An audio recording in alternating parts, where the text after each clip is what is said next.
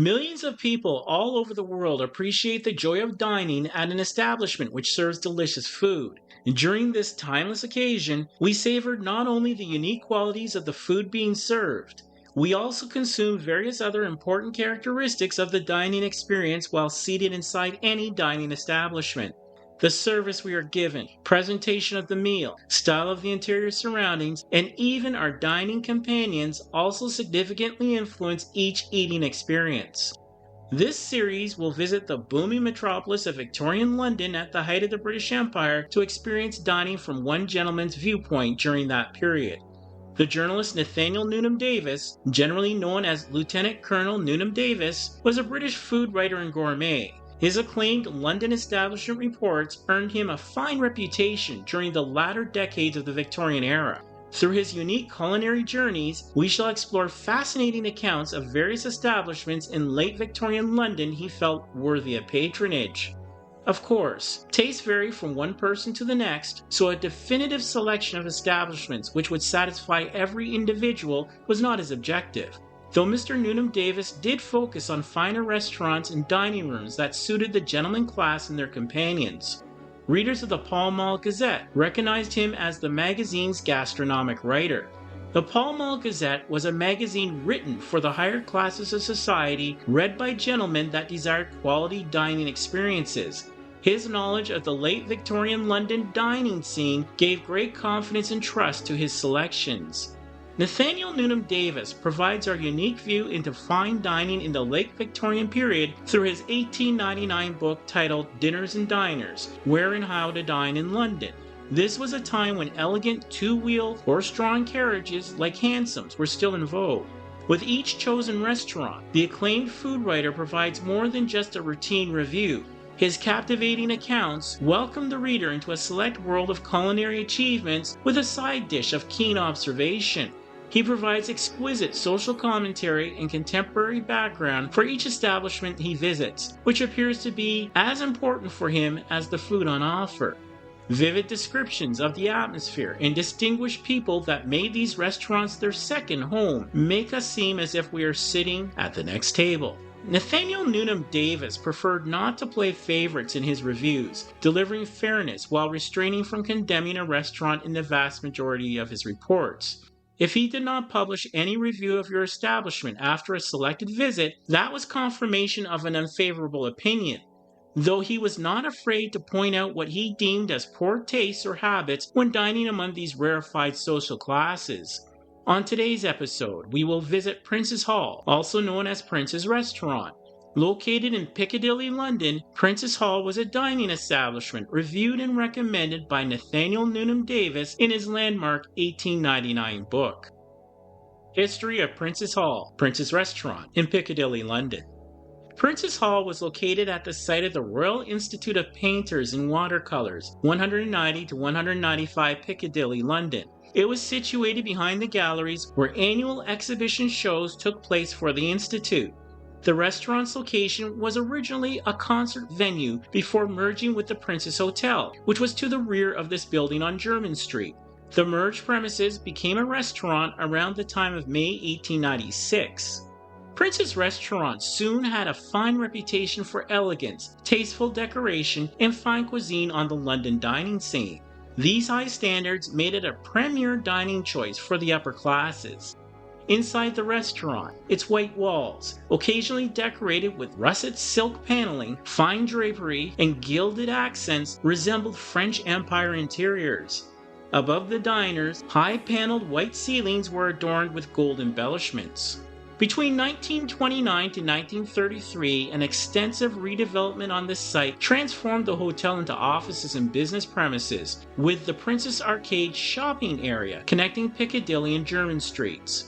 Interestingly, 195 Piccadilly Street is the current address of BAFTA, the British Academy of Film and Television Arts, after acquiring the Prince's Hall facilities at the address. The site became the official home of BAFTA in 1976. Now, let us present the restaurant review of Prince's Hall by Nathaniel Newnham-Davis. Please note that the following review appears as he wrote it at the time, reflecting customs, language, and attitudes of the Victorian age. No offense is intended by presenting his original account, as our channel provides detailed information for historical purposes from the Victorian era.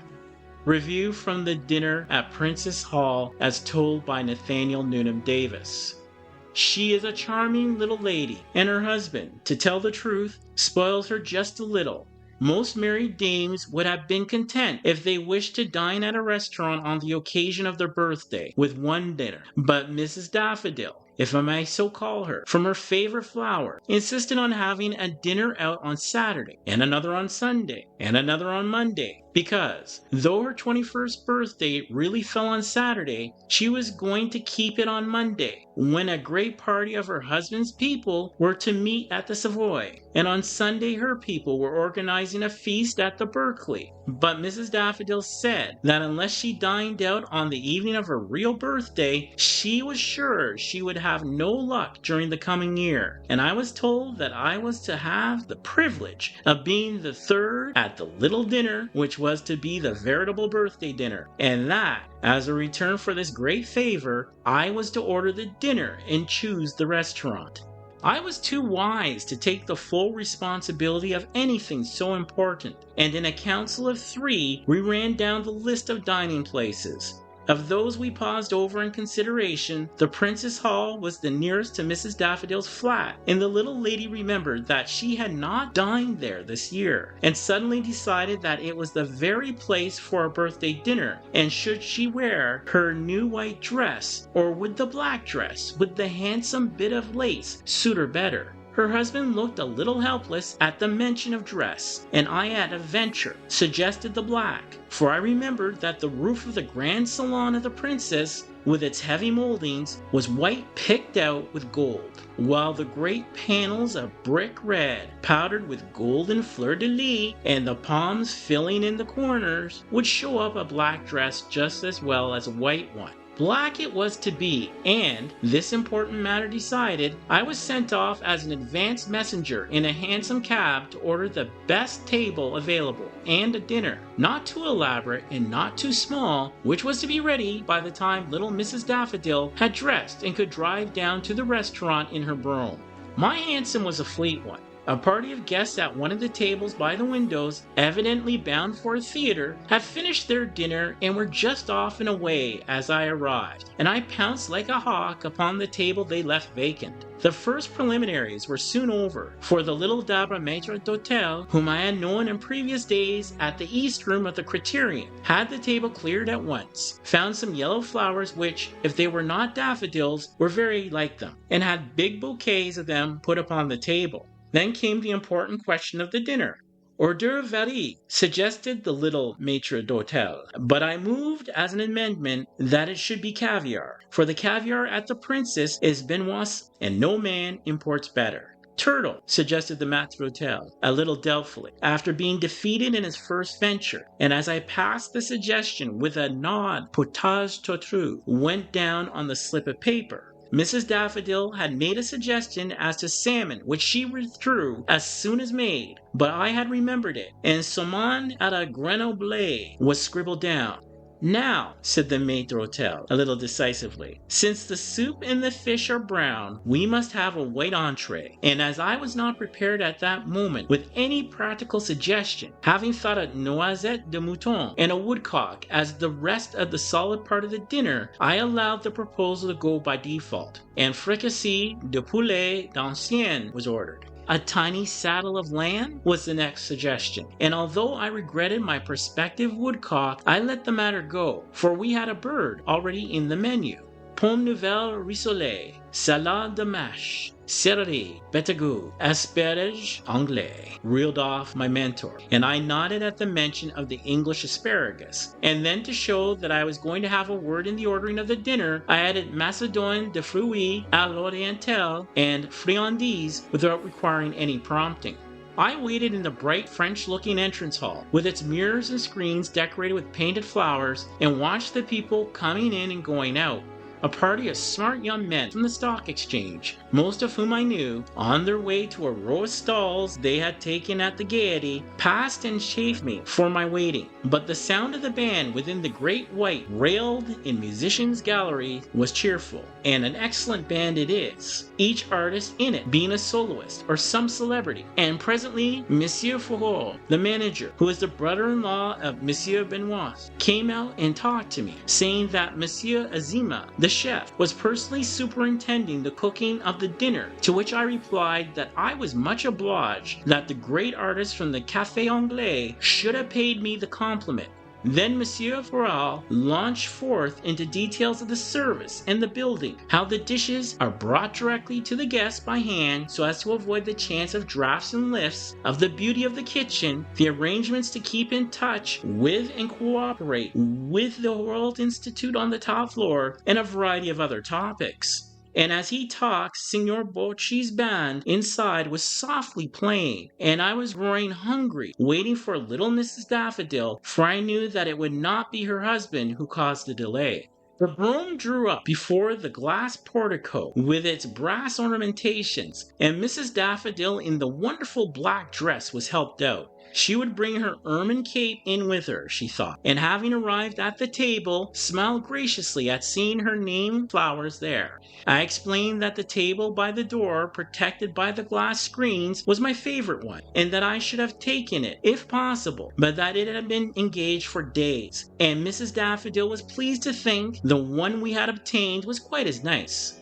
Didn't she think the room, with its big panels, its few lawn mirrors, its cluster of electric lights and electric candles on the tables, and its musicians' gallery over the entrance to the offices and kitchen, very handsome? I asked.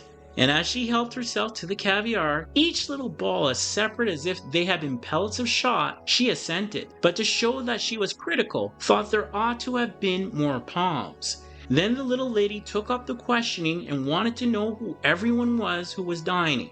I was able to point out a well-known artist taking a quiet meal with his wife, who at one time was an ornament of the comedy stage, a party of soldiers, officers from Aldershot, and I had a story on the gallantry of one of them and how he should have won by right a Victorian Cross. An ex-Gaiety girl who was the heroine of a breach of promise case, and who had at the table she occupied quite a crowd of gilded youths. A youngster whose good looks had won him a very rich but not too young wife, and there I had to pause, for though the room was full of well-dressed, smart-looking people, I knew no more of them by name. I was reproved for not knowing my London better, and tried to turn the conversation by telling my host that I would sooner share the burgundy with him than drink the champagne which Mrs. Daffodil thought a necessary part of her birthday dinner. But at that moment, the soup being brought, we all relapsed into serious criticism. The turtle soup was good undoubtedly, as good as any city dinner, with its jade-colored semi-solid floating in the darker liquor, and we praised that unreservedly. But I was told that I was in a carping mood because I stated that I liked my salmon as plainly cooked as possible. As to the fricassee, I liked it immensely, but Mrs. Daffodil, because her shoe pinched or for some other good reason, said that she hated truffles. The lamb, the most delicate little selle d'agneau de lait, with the potatoes and the dark green salad relieved by the crimson of the beetroot, was admirable. English asparagus never can be anything but good, and though my hostess insisted on my eating a cherry from among the friandises, I left the sweets, as is my custom, alone. And the bill, I asked my host to let me look at it, and here it is. 3 couverts, 3 shillings. Caviar, 3 shillings.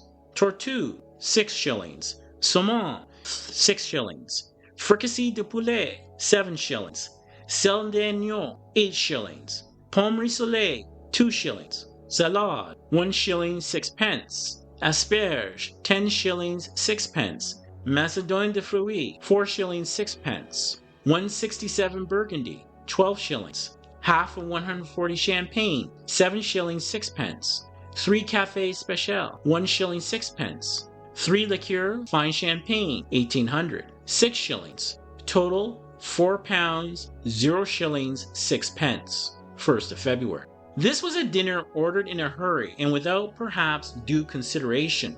Talking over it some days later on with Monsieur Farral, I asked him to give me a suggestion as to what he considered a typical Princess Hall dinner for a larger number, and I also asked him to be my ambassador to Monsieur Azima, the chef, for the recette of the poulet à la saison, which I had liked so much. This is the menu for a dinner of 6 covers, a very admirable dinner of ceremony. As to its cost, I am not prepared to guess. Le Seigneur de Vogue, le petit courlibiac à la zarine, la crème Saint-Marie, le suprême de truie à la princesse, le poulard à la Joursan, le baron de Pauillac au primeur, le bécasse au champagne, la salade impériale, l'espère d'Argentil Saint-Mousseline, le soufflé chaud-saucé, la glace Lida, un corbal de friandises, le canard Dion in dessert. Monsieur Azima thought the fricassee ancien, the recette of which I had asked for, too simple a dish, and instead sent me the recette for the poulard Joussin, which is a very lordly dish. Here it is. Monsieur Azima wrote it in a translation for any good people who, like myself, are puzzled sometimes by the terms employed in la haute cuisine. A selected recipe from this Princess Hall dinner menu. Hope you brought your appetite. Wear your best Victorian clothing while tasting a dish from the Princess Hall dinner menu. The following is the recipe for le poulard à la Joussin.